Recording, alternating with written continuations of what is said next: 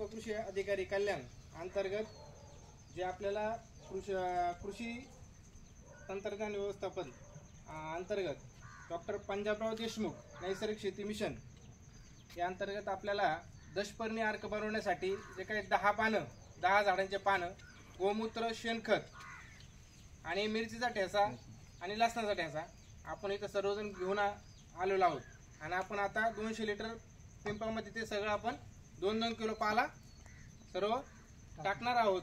आणि त्यानंतर शेण, गोमूत्र, लसणाचा ठेचा, मिरचीचा ठेसा ह्याच्यात योग्य पद्धतीने मिक्सर करून त्याला ढवळून काठीने आणि आपण ते काय करणार आहे, त्याला 30 दिवस आंबवण्यासाठी ठेवणार आहे. आणि त्यानंतर 30 दिवसानंतर ते आपण कल्चर आपल्याला 200 मिली प्रत्येक पंपाला आपल्याला वापरता येणार आहे.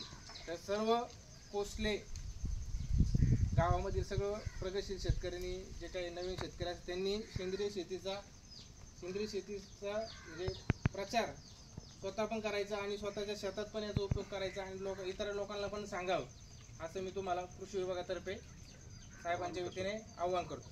धन्यवाद.